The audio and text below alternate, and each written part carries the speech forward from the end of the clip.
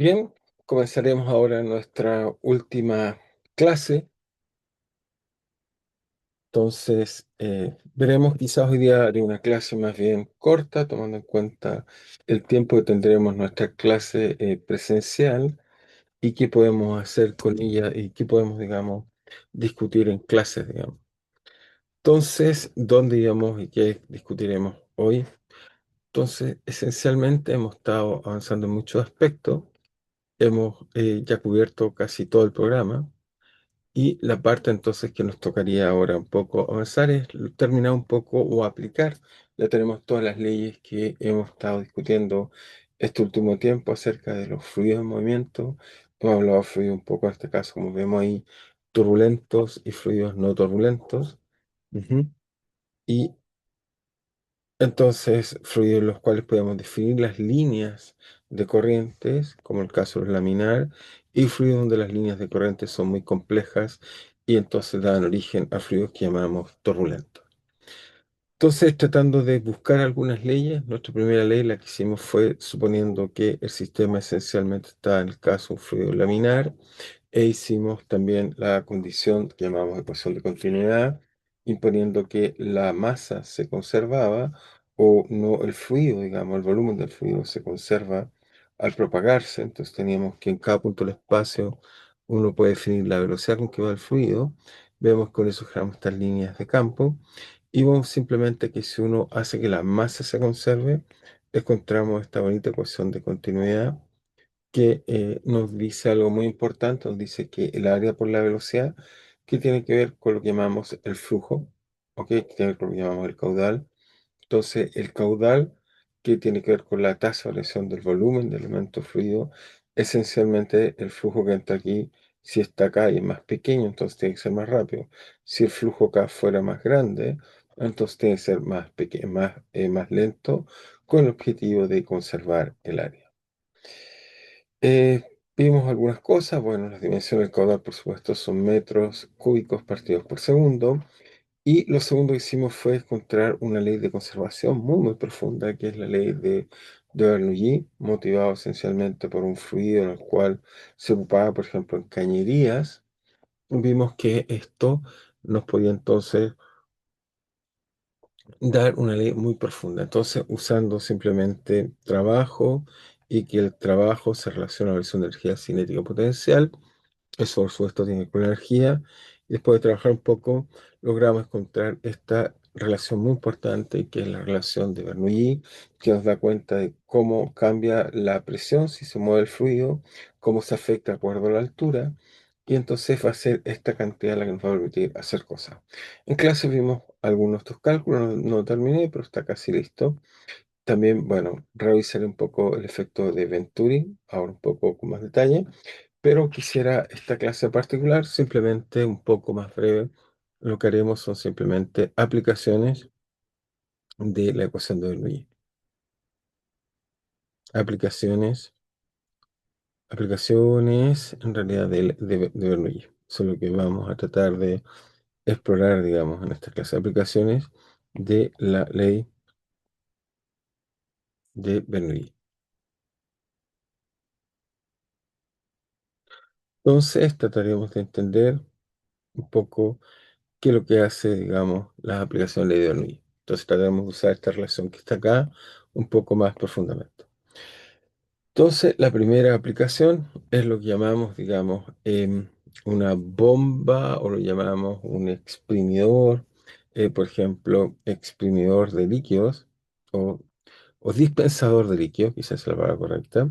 Entonces, dispensador de líquidos.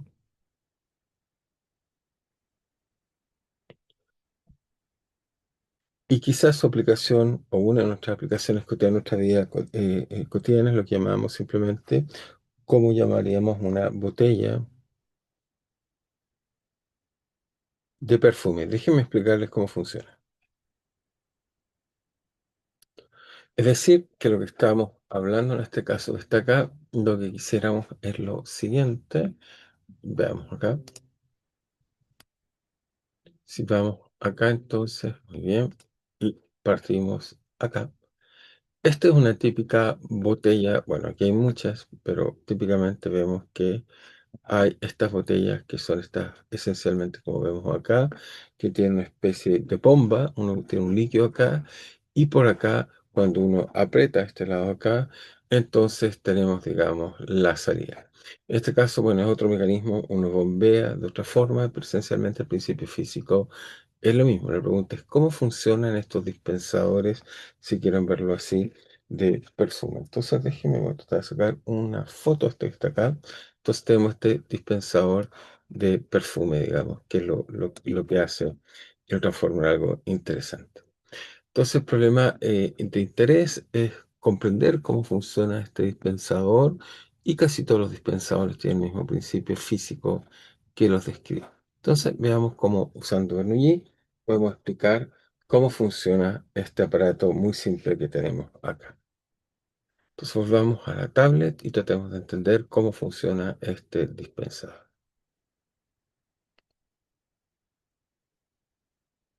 Entonces tenemos esta botella que vimos antes, entonces como la modelamos, digamos, entonces diríamos que esencialmente tenemos un contenedor con perfume. Ujú. Acá está el perfume. Vamos a colocarlo quizá así. Acá está el perfume. ¿Y qué es lo que queremos hacer? Lo explico inmediatamente. Tenemos esto así. Ujú. Y lo que tenemos, bueno, está el contenedor, este está acá. Y esencialmente lo que vamos a ver es que aquí va a haber, ok, un tubo aquí. Acá adentro tenemos un gas, digamos, casi a presión como el caso del aire, un pecero.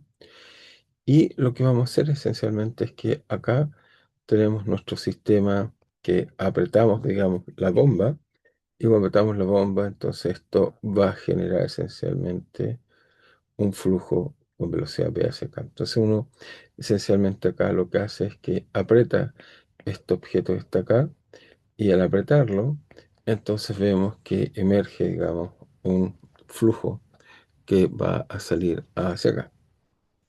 Flujo típicamente de aire, que al apretar simplemente la bomba generamos un flujo. Bueno, ¿qué es lo que nos diría en este caso Bernoulli? Entonces acá afuera sí que tenemos presión, bueno, en principio en realidad, ok, lo voy a dibujar un poco mejor.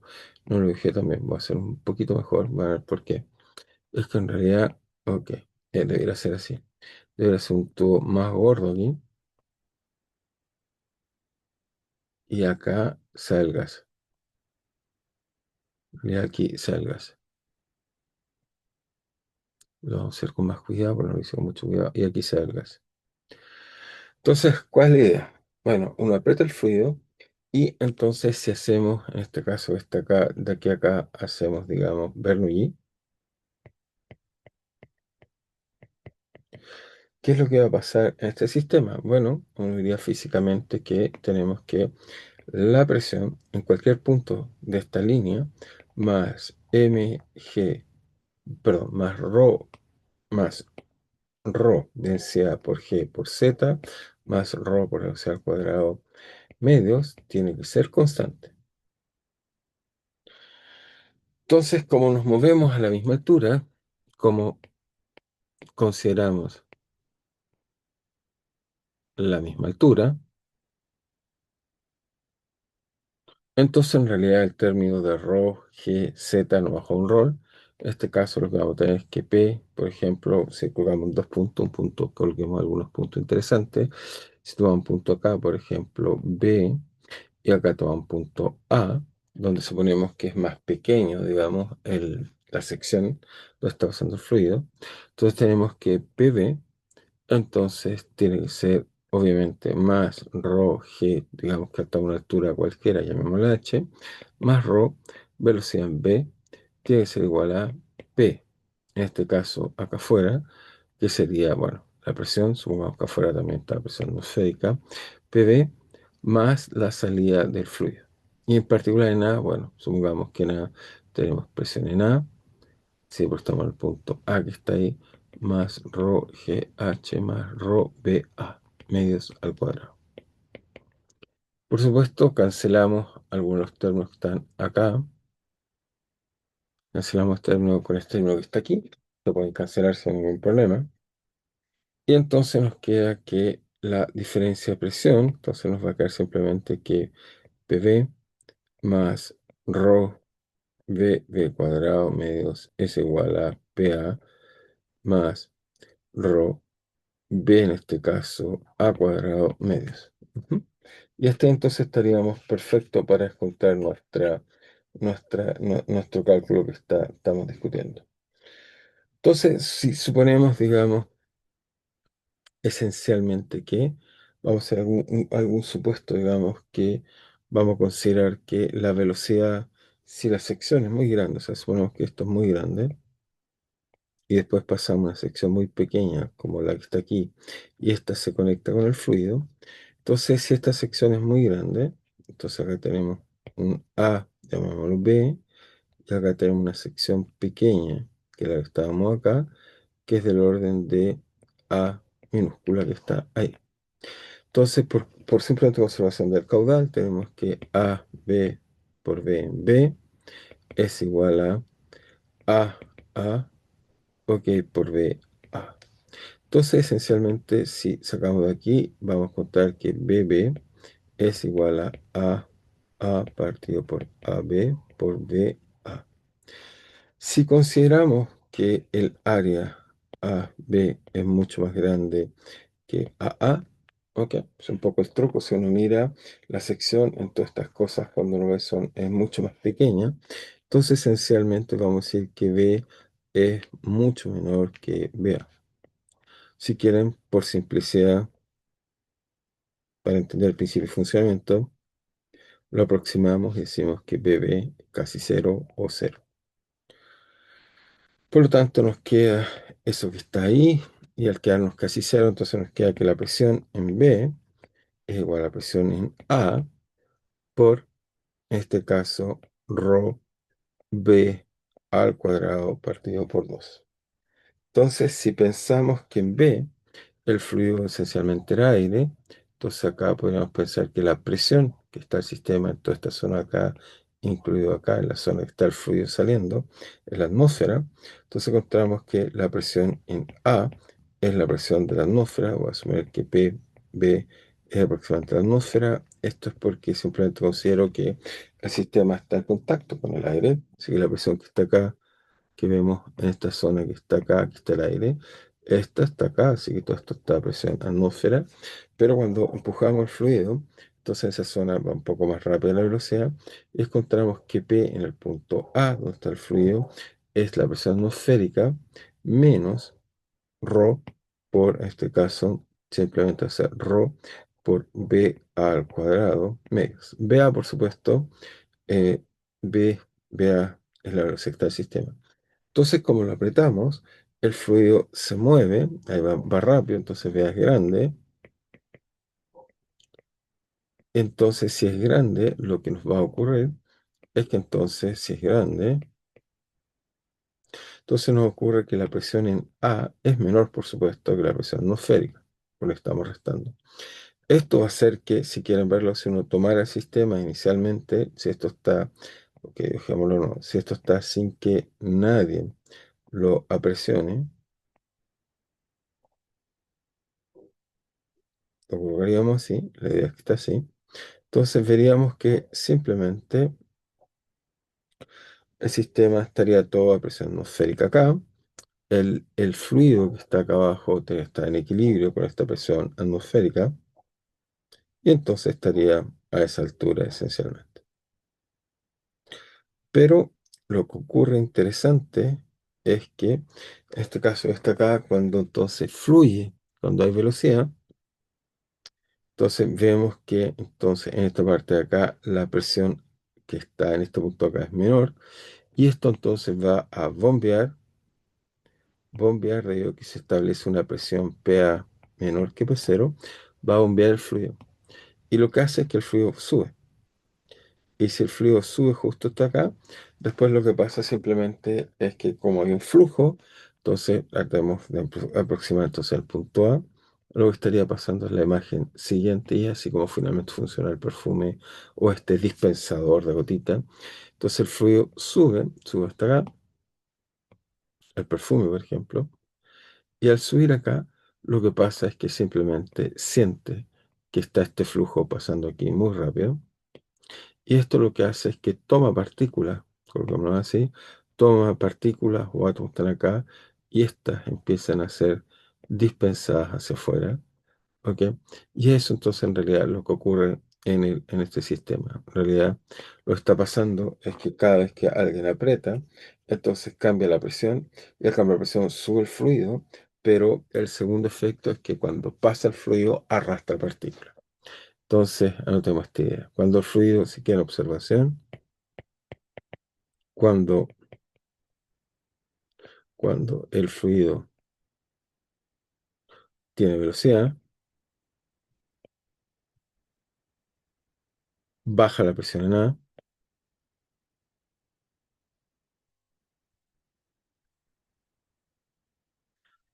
y luego el fluido sube hasta donde está el tubo, baja la presión A y luego el fluido sube por diferencia de presión. Sube, porque la presión es menor, te sube hasta arriba, sube y, y sube hasta, digamos, el tubo que tiene fluido, sube hasta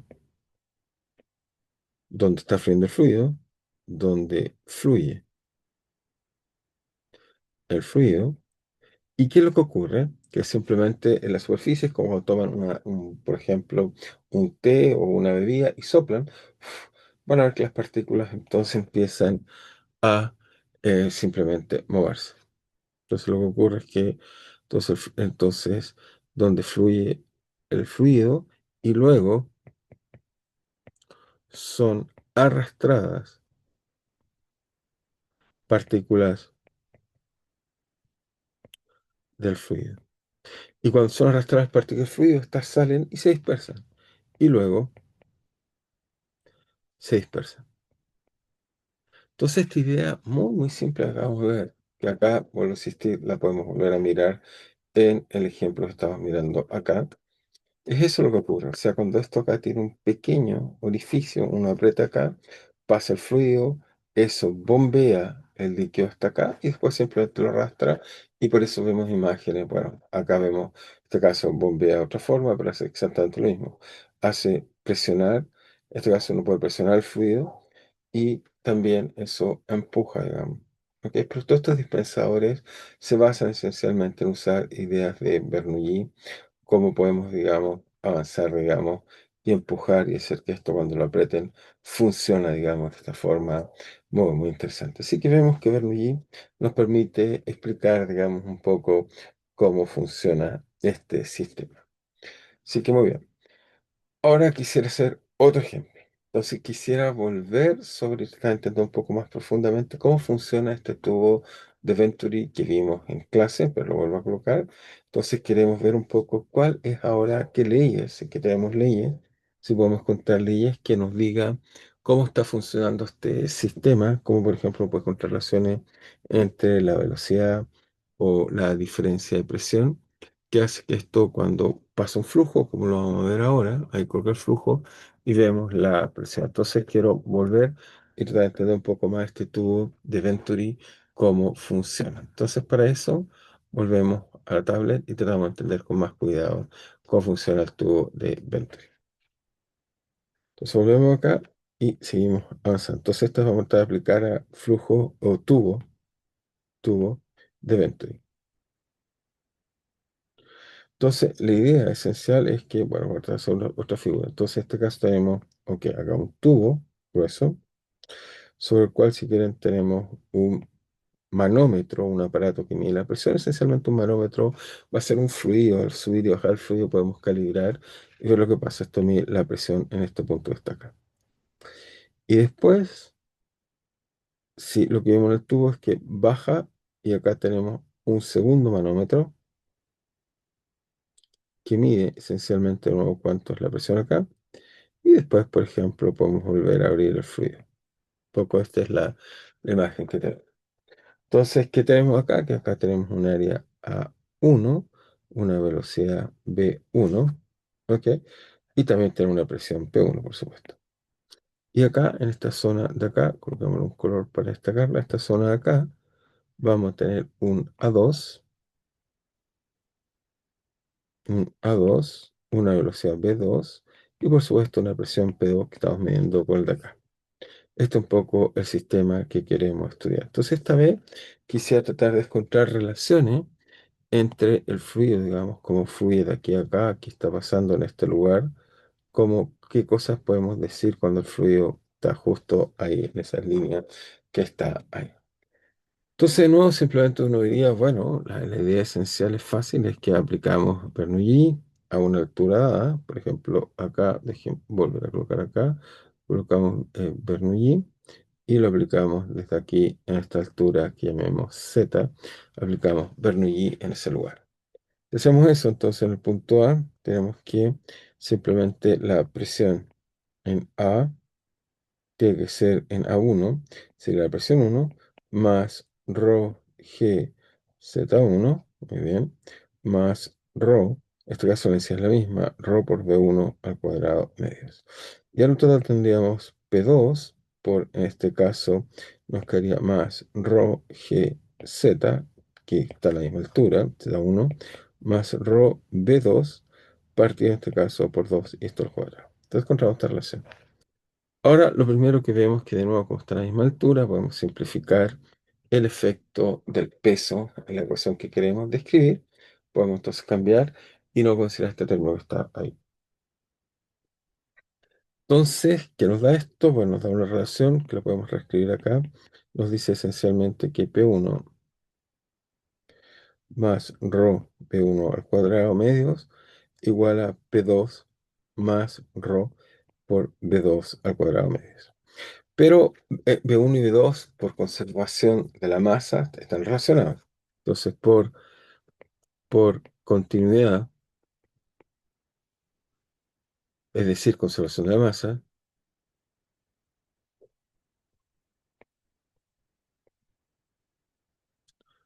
tenemos la siguiente relación. Tenemos que simplemente A1, B1 es igual a 2, B2. Por lo tanto, esto nos da una relación. Podemos despejar de acá, por ejemplo, que B1 vale A2 partido por A1, B2. Esto hará entonces que si reemplazo la relación y conozco las presiones P1 y P2, entonces puedo determinar las velocidades de propagación, que es un poco lo que queremos hacer. Entonces, como hacemos eso, lo reemplazo, entonces me queda que P1 es rho medios de B1 al cuadrado, pero B1 al cuadrado es A2 al cuadrado partido por A1 al cuadrado por B2 al cuadrado. Y esto es igual a P2 más rho por B2 al cuadrado medio. Entonces encontramos esta relación donde podemos de aquí despejar B2 en función, si quieren verlo, de P1, P2 y las áreas y la densidad, por supuesto. Entonces, ¿qué nos da esto? Entonces, esto nos da que, si pasamos acá, nos va a quedar entonces que, ¿qué nos va a quedar? Nos va a quedar que factor común rho medios B2 al cuadrado, factor de A2 cuadrado partido por A1 cuadrado, menos 1 es igual a P2 menos P1. Ujú. Y de aquí podemos entonces simplificar y encontrar cuánto vale B2. Entonces, B2, ¿cuánto vale? Bueno, nos queda por supuesto 2 veces P2 menos P1. Ujú. Em, Nos queda 2 veces P2 menos P1. Abajo nos queda por supuesto ρ. Y si se fijan aquí nos va a quedar entonces en esta fracción, si sumamos esta fracción que está acá, nos va a quedar aquí A1 y ahí falta un cuadrado de todo esto. Hay un cuadrado aquí que falta. Muy bien. Entonces, ¿qué nos va a quedar ahí? Ahí nos va a quedar que A2 va a quedar acá factor común y aquí queda A2, así que me va a quedar entonces A2 cuadrado menos A1 cuadrado y me queda un factor que es A2 al cuadrado acá, todo al cuadrado, A2 al cuadrado, aquí, pero A1 al cuadrado. Nos queda esto que está acá. Por lo tanto, podemos de aquí calcular la raíz y nos queda entonces que la velocidad 2 vale, simplemente porque la raíz nos queda A1, raíz cuadrada de qué? De 2 partido por rho. Pero P2 En teoría es menor que P1 porque el fluido va más rápido. Así que en este caso acá, lo que nos conviene es escribir quizá esto con signo menos. O sea, que P1 es mayor que P2, porque en P2, recuerden que en 2 acá la presión es menor porque el fluido es más rápido. Aquí P1 es más grande. O sea, estoy usando la condición no olvidar. Entonces, considerando que P2 es mayor que P1. Entonces nos queda que podemos, perdón, P1, perdón, lo puse al revés, P1 mayor que P2. Ese es lo correcto. P1 es la zona más grande de P2. Entonces, para que nos quede bien, nos quedaría P1 menos P2 y abajo cambiamos el signo también. Y por lo tanto nos queda A1, que por supuesto es mayor que 2, así que nos queda buen signo. Si está todo bien definido, nos da esta velocidad que está acá. Y entonces, efectivamente, esta es la velocidad con que se mueve efectivamente el fluido en la parte 2. O sea, en esta parte de acá vemos que la velocidad del fluido, vemos que la velocidad del fluido justo en esta parte que está aquí, entonces está por esta fórmula que está acá, que tiene que ver con el área, P1 menos P2, por lo tanto nos dice que mientras más diferencia de presión hay, más rápido va el fluido. También nos dice que mientras más grande es el área A1, al principio es lineal, pero obviamente cuando el área empieza a crecer mucho, mucho, mucho, también acá crece, así que hay que tener cuidado con esa dependencia, porque o sea, al principio para áreas pequeñas va lineal con A1, pero para áreas muy grandes satura, así que eso también hay que tener un poco de cuidado. Y lo otro que podríamos decir que B1, ya dijimos, B1 era simplemente A era A2, como dijimos acá, A2 partido por A1, B2, y por lo tanto esto nos dice que B1, podemos encontrar una expresión también para B1, vale, simplemente se cancela 1 y se lo pasa por A2, y nos da exactamente la misma expresión, solo que B1 menos B2 partido por A1 cuadrado menos A2 cuadrado. Entonces ahí nos queda simplemente la misma, algo muy parecido, pero nos queda con la otra expresión. Por tanto, esto nos dice cómo van las velocidades del fluido con V2. Entonces podemos concluir, si quieren verlo así, si uno cambiara a 1, suponiendo que A1 es más grande que A2, si tuviéramos que graficar, hacemos ese gráfico. Si tenemos que graficar, por ejemplo, en función de A1, suponiendo que es más grande que A2, la velocidad V2, veríamos que parte o en región lineal, una vez que el área 2 está por acá, crece eso linealmente, pero en algún momento satura. ¿Por qué? Porque acá va al cuadrado, cuando es muy grande sale para afuera y eso cancela el término que está ahí. Así que la velocidad crece linealmente con el área, pero posteriormente satura. Entonces anotamos esa observación. Entonces, observación, la velocidad crece con el área, pero satura. ¿Ok? Se cancela. Por supuesto, el motor, todo esto es que hay distinta presión. O sea, si las presiones fueran iguales, no se moverían. Pero ya sabemos que tiene que ser distinta porque está habiendo una velocidad que logramos encontrar y calcular y caracterizar. Así que muy bien. Entonces, esto nos diría, entonces, si ahora volvemos y tratamos de mirarlo de nuevo, veamos acá, ahora que ya lo entendemos un poco más, podemos volver a mirar este problema. Y ahora sí, entonces vemos que entonces cuando el flujo pasa, sabemos que la velocidad en V2, por supuesto, acá es más grande que la velocidad que está acá, es proporcional a las áreas, también es inverso a la densidad, y aquí ven cómo, bueno, va a pasar el flujo por acá, de nuevo, en esta zona que por supuesto la presión es menor, por lo tanto tiene que subir, así como veíamos en el dispensador, sube, y de ahí sacaríamos el líquido.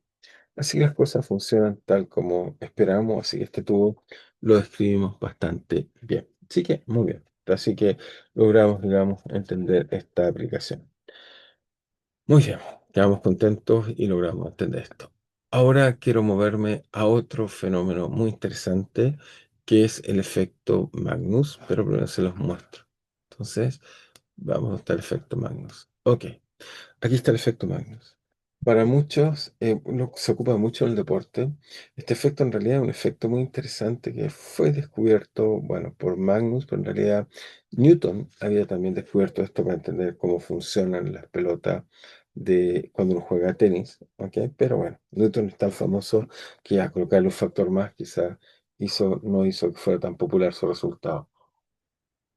Pero ¿de qué estamos hablando? Entonces, lo que estamos hablando, quiero mostrarles quizás uno de los goles más bonitos de tiro libre que se conoce en el fútbol. Este es un partido entre Francia y, eh, y Brasil, si recuerdo bien, más o menos debe ser en el, en el 90 y quizás en el 98 o no, sí, 98, 97, donde en un partido preliminar mundial Francia juega con Brasil, después Francia ganaría, pero veamos el bonito gol hecho por un gran jugador de fútbol llamado Roberto Carlos. Veamos qué es lo que pasa. Entonces, si volvemos acá, ok, aquí empieza, digamos, qué es lo que pasa. Ahí está, en caso la arquero francés, está Roberto Carlos, preparando el tiro libre, que es más o menos, fíjense, no sé si, bueno, para los segundos, fíjense, aquí está el área, acá está la pelota, y está cerca del otro área. Si miramos más o menos, está algo así como, si uno mirara todo, la mitad del área está como por aquí, así que está bastante lejos, no está en la mitad, pero está algo así como tomar la mitad y tres cuartos de la mitad, algo así. Veamos qué es lo que pasa. Entonces, practicando toda la distancia y vemos la otra mitad, entonces vemos que más o menos la distancia es como un cuarto de la cancha, lo que es una distancia bastante grande. Pero Roberto Carlos era muy famoso por golpear muy fuerte la pelota, así que era un jugador peligroso. Pero veamos cómo hace este gol tan bonito y cómo la física lo puede explicar. ¿Ok? Y no sé si leen acá abajo en este YouTube, dice el gol que desafió la física. Pero veamos que no la desafía, que justamente es correcto porque la física lo describe. Ahí va Roberto Carlos y tira el tiro y golazo. Entonces, fíjense cómo van a practicar. Le pega la pelota hacia el lado derecho, y no obstante, la pelota hacia una curva muy extraña. No se puede mover la pelota. Le pega hacia el juego de la pelota al arco. No obstante, la pelota entra perfectamente en el arco. Sigan mirando, vean el hermoso como Roberto Carlos hace este hermoso. La pregunta es por qué y cómo lo logró hacer. Entonces, para esto, déjenme mostrarle otro ejemplo. Estas personas, bueno, aquí lo explicarán un poco, pero lo voy a explicar, que hacen el mismo efecto que llamaremos efecto Magnus. Veamos cómo lo hacen. Algunos amigos fueron a Gordon Dam en Tasmania, que tiene 126 metros y medio o 415 pies de altura, y tiraron una pelota de Después de básquet tantos por el minutos, borde. mire lo que pasa en esta repetición. Pueden ver que la pelota es llevada un poco hacia los lados por la brisa, pero aterriza básicamente justo debajo de donde fue soltada. Ahora Entonces, esto es importante, toda una pelota, la pelota de básquet va a ser más interesante que la de fútbol porque es mucho más rugosa, simplemente la sueltan. Pero sigamos viendo qué ocurre. miren qué pasa cuando sueltan otra pelota de básquet, pero esta vez con un poco de rotación. ¡Wow! ¡Mira cómo va! Fíjense que hizo otra curva a través de Así que quieres que regresemos al agua, ¿verdad? Este es Brett quien acaba de tirarla. Literalmente solo la solté con un poco de rotación, digo, ni siquiera la arrojé y salió volando, no teníamos idea que iba a hacer eso. Y aquí es donde entro yo. La pelota se sometió al efecto Magnus, el cual afecta a todas las pelotas o cilindros rotando mientras vuelan en el aire. Y funciona así. O sea, fíjense que aquí también lanza esta pelota y lo ven. Y veremos que esto, por ejemplo, este tipo en el tenis, que fue donde Newton hizo la observación, es muy relevante golpear la pelota y que ésta salga girando.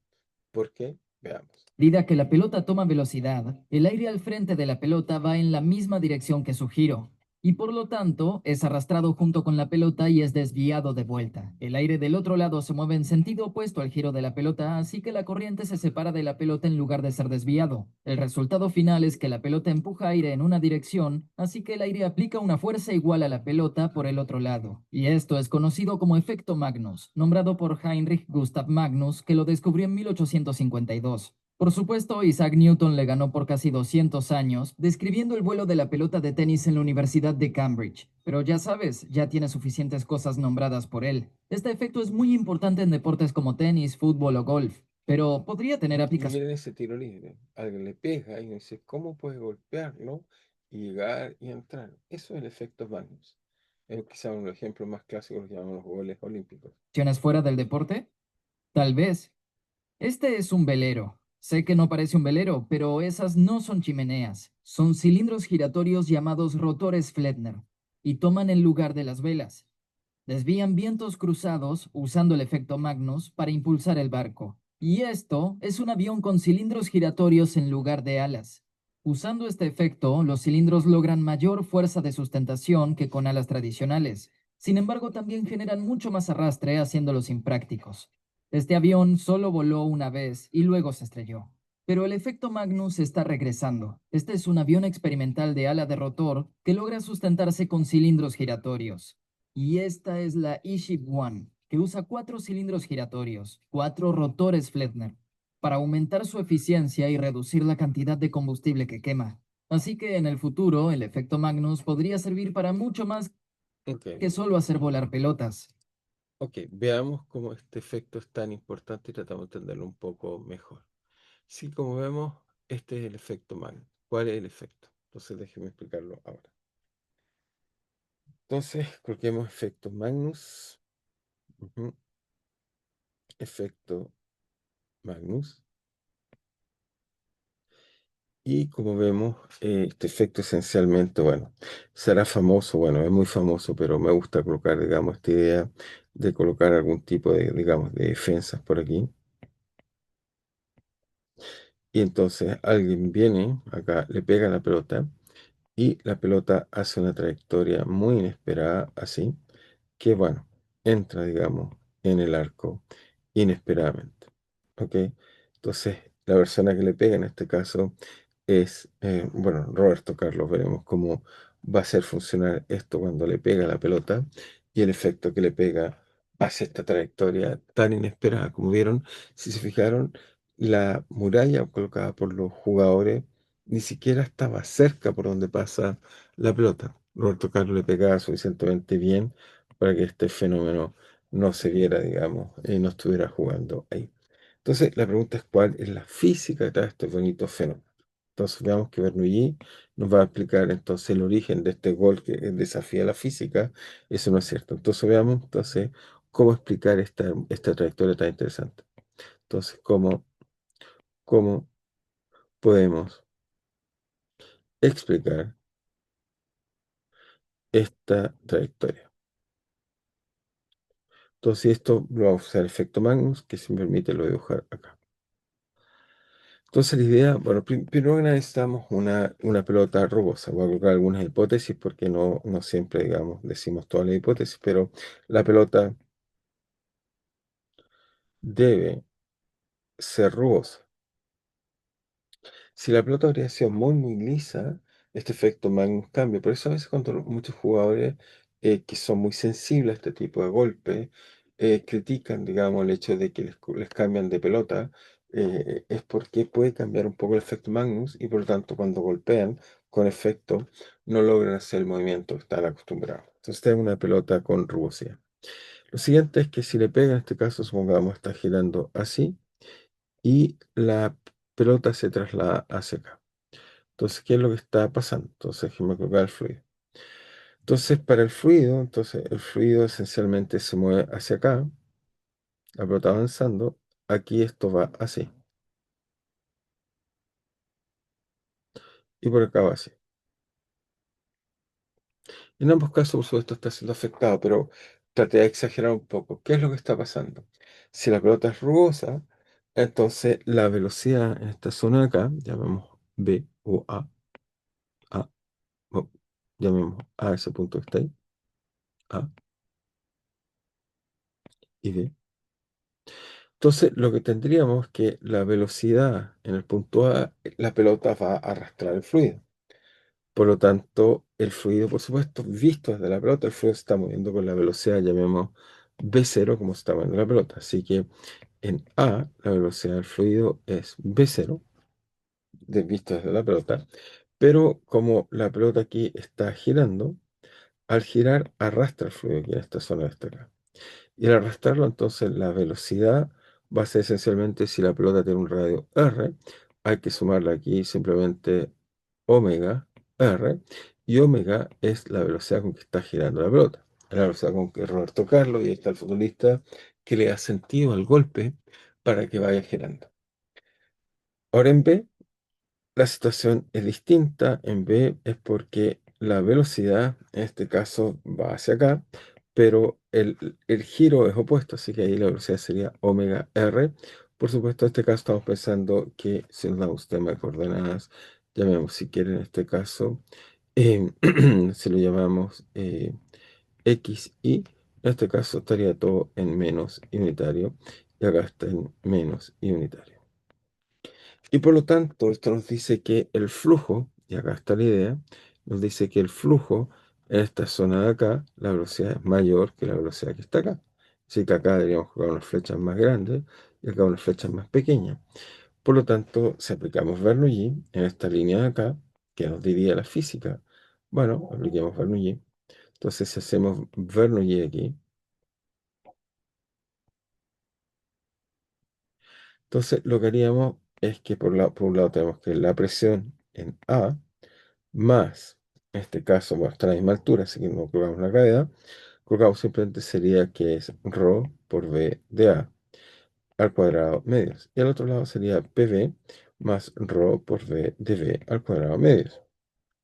Pero como ya vimos, BA es mayor, BA es mayor que, BB, perdón, aquí coloqué BA, BB, VB. BA es mayor que VB. Y por lo tanto, como es mayor que VB, entonces lo que hace entonces es que esto va a implicar que la presión en A es menor que la presión en B. Y si la presión de A es menor que la presión de B, entonces el flujo va a aplicar una fuerza, simplemente multiplicada por el área de la pelota. Hay una fuerza que empuja, si quieren, eso. Es decir, que si colocamos de nuevo, déjenme copiar esta imagen acá y la ordenamos un poco, se la está rayando mucho. Entonces, copiamos esa imagen, copiar, y la pegamos acá. Entonces, eso nos dice que esencialmente el sistema lo que va a hacer es que la presión acá, la presión aquí en A es menor que la presión en B, y por lo tanto el sistema simplemente va a sentir una fuerza que hace eso, y por lo tanto la trayectoria de la pelota va a ser es que va a empezar a moverse hacia acá, o sea, va avanzando y se va a mover, vamos a hacerlo así, se va a mover hacia allá. Por lo tanto, cuando le pega al jugador, o sea, en este caso, fíjense, Roberto Carlos le pega hacia allá, lo que hace es que si le pegara justo al centro y no girara, la pelota seguiría así. No obstante, cuando avanza, siente esta fuerza hacia acá, y obviamente como va cambiando la velocidad, se va cada vez sintiendo una fuerza hacia acá, hacia acá, hacia acá, y eso hace una parábola, porque entonces siempre tiene una fuerza que está en la dirección, digamos, ortogonal a la trayectoria, y eso hace una especie de curva muy interesante, que es la que vimos. O sea, si lo quieren, lo podemos volver a mirar un segundo, los instantes relevantes, por supuesto. Entonces, si vemos acá, y volvemos a Roberto Carlos, acá, fíjense aquí, por aquí puede ser interesante. Miren ahí, le va a pegar, y cuando le pega, miren, pega hacia allá, fíjense con el giro que le pega, y miren, y ahí va el efecto más.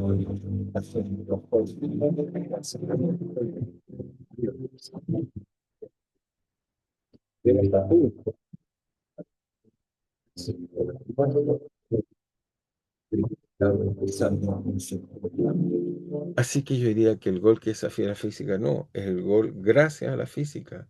Si fuera, si cambiamos el fluido, por ejemplo, el aire en otras condiciones, cambia. ¿Ok? Entonces, es importante, o sea, la densidad del aire, etcétera. Obviamente los jugadores, eh, uno se pregunta si ese calculador estarán conscientes, que sea su experiencia, que lo hace saber cuál es el buen golpe que tienen que dar. Pero en este caso, la presión, el fluido, hace que haga esta bonita trayectoria que parte hacia allá y se va acordando y vemos lo que vemos. Así que muy bien, logramos explicar este interesante resultado que por aquí anoté sobre una observación, este efecto se lo asociamos a Magnus, que solo por razón histórica, historia, fue... Ah, perdón, también puse a escribir y no los coloqué. Ahora sí. Entonces, aquí esperamos que aparezca. Entonces, por razones de historia, este efecto fue propuesto en 1852 por Magnus, y por eso se llama efecto Magnus, pero en realidad en 1672 Newton escribió un trabajo donde habla acerca de la pelota de tenis. ¿Ok? Esa es la razón profunda. Y por aquí creo que anoté una, bueno, ustedes podemos mirar, digamos, las referencias, las anoté acá. Debe estar por aquí, déjenme mirarlas, donde anoté las referencias respectivas. Aquí creo que está. Bueno, ahí está el gol, de hecho. Miren acá, esto está el efecto Magnus. Vemos la descripción del efecto. Ok, aquí vemos, bueno, una imagen que muestra también, bueno, aparece, no hablamos mucho de esta parte acá, también una zona turbulenta que hace el problema aún más difícil, pero vemos que aparece la fuerza de todas maneras por diferencia de presión, como vemos acá ilustrado. Y en realidad, bueno, lo que quiero mostrar es acá la historia. Entonces, como ven acá, se le debe a este científico alemán, Heinrich Gustav Magnus, este efecto de cuando los objetos rotan, y en particular él estudia cilindros de de bronce, los cuales, digamos, permitían entenderlo, pero igualmente vemos que fue Newton que lo explicó en 1672, simplemente viendo cómo jugaban los tenistas en Cambridge. Y la referencia, bueno, lo escribe. Bueno, aquí vemos el efecto Magnus, vemos la imagen de Roberto Carlos, imposible no olvidar este famoso banana kick, como le llaman, digamos, que hace este golpe increíble, que es donde uno se pregunta de qué sirve la barrera en realidad, va completamente en otra dirección. Y aquí ven también cuando, por ejemplo, la gente juega béisbol, otro deporte más aplicado solo al tenis, en muchos deportes uno juega para darle este giro que le dan, este spin que le da la pelota, hace trayectorias más difíciles que pueda detectar, digamos, en este caso, el que le pega, el pitcher que le pega, digamos, o perdón, el bateador, digamos, que le pega a la pelota. Así que, bueno, vemos que el efecto Magnus, como vieron, es muy, muy interesante. Muy bien. Entonces, nos vamos a mover al último efecto que vamos a discutir hoy, va a ser el último efecto que vamos a discutir la clase, es el efecto que está acá, que tiene que ver con la estabilidad de barcos. Y un poco ver, bueno, en este caso, como ven, este efecto se llama Waves, Motions, y como ven, esto es cero de verdad. Está sometido a verdad, la pregunta, bueno, ¿cómo sobrevivir estas condiciones tan difíciles? Un problema que le diga tan interesante.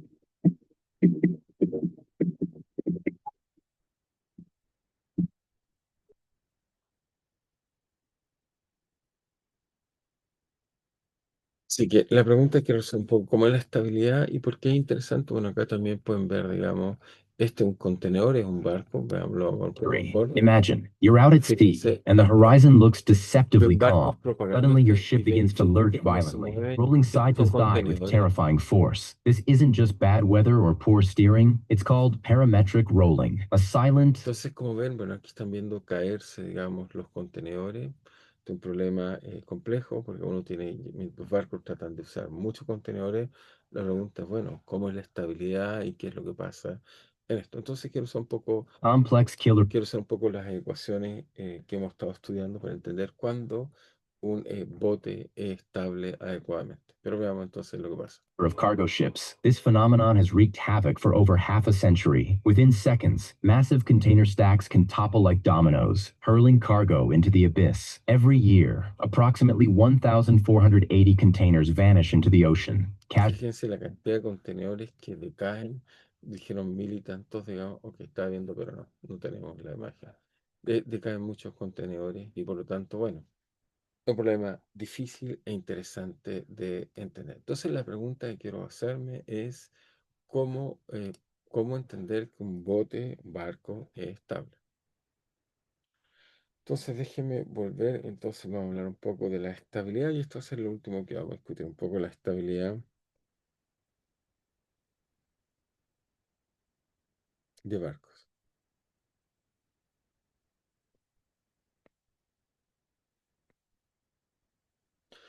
Entonces, la idea esencial es que cuando uno toma, no sé, un barco, si lo miramos de forma transversal, déjenme hacer un dibujo, sería algo así, bueno, tiene una quilla por aquí también, se le da un poco más de estabilidad, sí, así, muy bien. Y por acá colocamos, digamos, el caso que suponemos que está por aquí el fluido. Y todo esto, por supuesto, está sumergido en el fluido.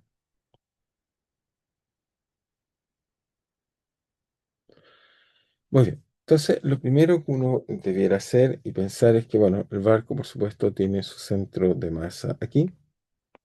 Si uno calcula, son simétricos y típicamente está aquí. Este es su centro de masa, llamamos G, sobre el cual el sistema siente, en este caso, un peso que va simplemente como, en este caso, su masa por, en este caso, la gravedad. Ahora, el principio de Arquímedes nos dice que entonces hay una flotación, una fuerza que se aplica bueno, en este caso que es equivalente al volumen desplazado, y esta fuerza que sabemos, digamos, fuerza de flotación, tiene que ser igual, en este caso, al volumen desplazado por la densidad del líquido. Entonces, esta es la densidad del líquido, y eso por el volumen desplazado. Y esto por G, por supuesto, en la dirección Z. Bueno, vamos a ver que los barcos son estables y son simétricos. ¿Qué es lo que pasa? Es que el punto donde aplicamos esta fuerza es equivalente al volumen. Entonces tienes un punto que está acá, y esa fuerza entonces va hacia arriba, que va hacia acá, y esta fuerza es la que aplicamos acá. ¿Ok? Entonces veamos que esta es una situación que hace que el barco sea relativamente estable. Entonces, ¿cómo chequear eso? Es que, ¿qué pasa si lo perturbamos? Como vimos en el caso del barco, que lo veamos. Porque hay, por supuesto, un punto de vista físico, simplemente diríamos, bueno, este es un punto en el cual tiene una fuerza hacia arriba, tiene una fuerza hacia abajo. Si la densidad, en este caso del barco, y que es la imagen que tenemos acá, si la densidad del barco es menor que la densidad del líquido, entonces esto está bien equilibrado, está en posición que está ahí. La pregunta que nos vamos a hacer es qué pasa si lo perturbamos, qué le ocurre al barco. Entonces lo perturbamos, hacemos la misma figura, entonces tratamos de repetir un poco la misma idea, entonces colocamos acá algo así, colocamos, digamos, el fluido,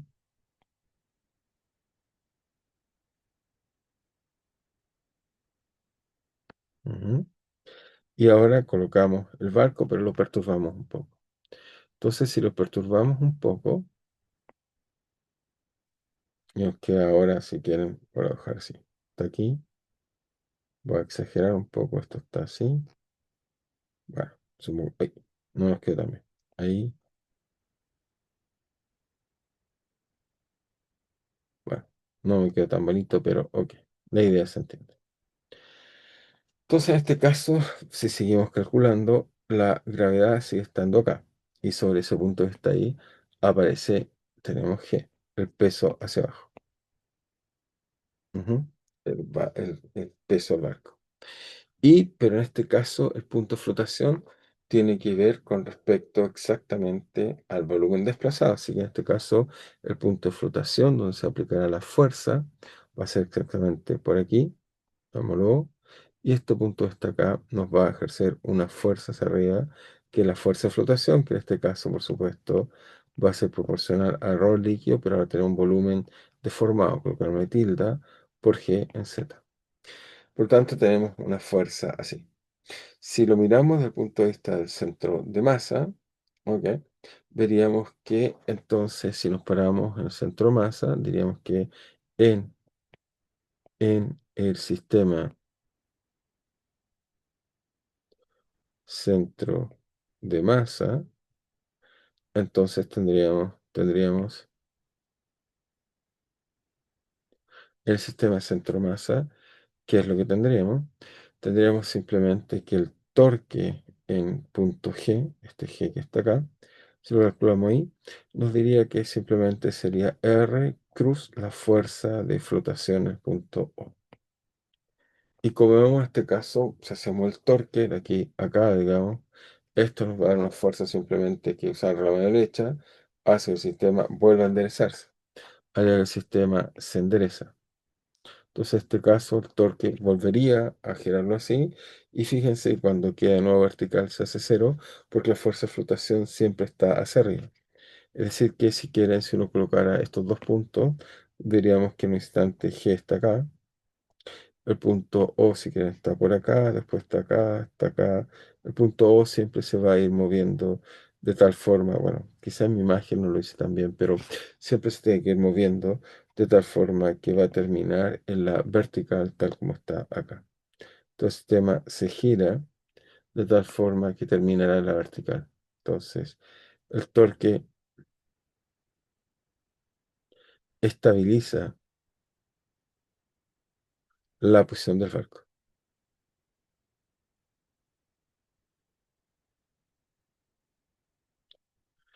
Eso es lo primero que uno aprende a hacer. Es decir, que los barcos, cuando uno los mira, tienen esta forma. Ahora, eh, ¿podría no ser estable? Entonces esto nos diría que el barco es estable.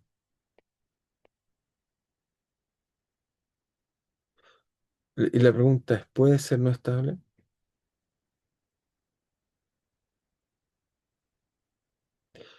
La respuesta es sí, podría ser no estable.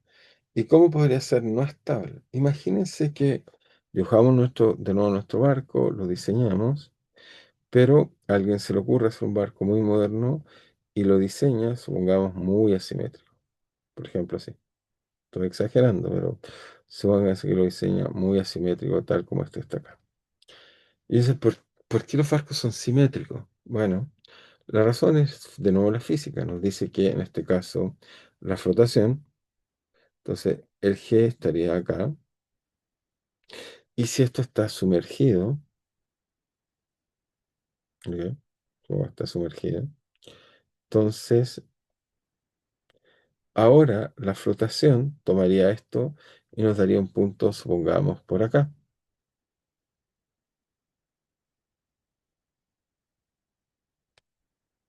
Y si estuviera por acá, O y este G, entonces inmediatamente haría que O y G, haría que entonces hay una fuerza hacia acá, hay una fuerza, digamos, de flotación hacia acá, que la estaba notando con este color.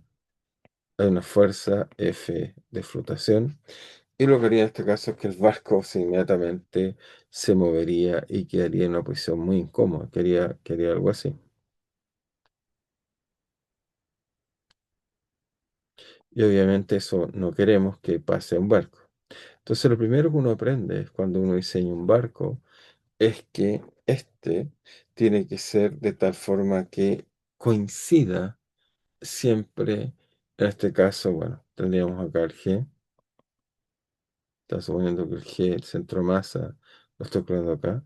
Tiene que ser que el centro masa tiene que coincidir en equilibrio con el punto de flotación, de tal forma de no tener este problema. Entonces, coloquemos esto. Entonces, un barco es estable si el punto de flotación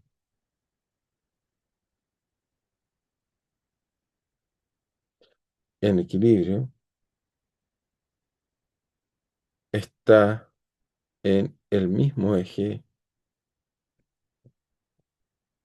que el centro de gravedad con respecto a la gravedad, por supuesto, que el centro de gravedad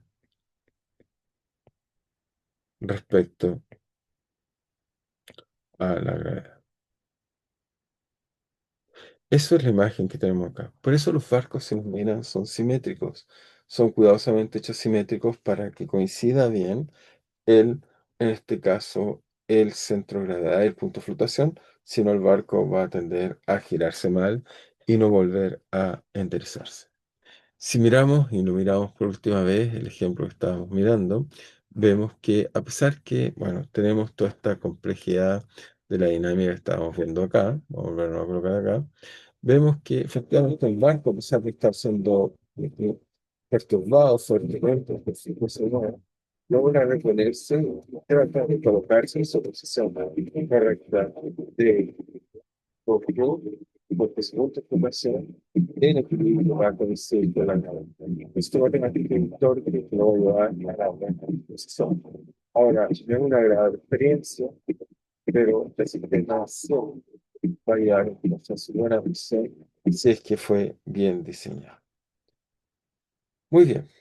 Creo que estas van a ser las dos. Estos creo que serán los últimos ejemplos que les mostré.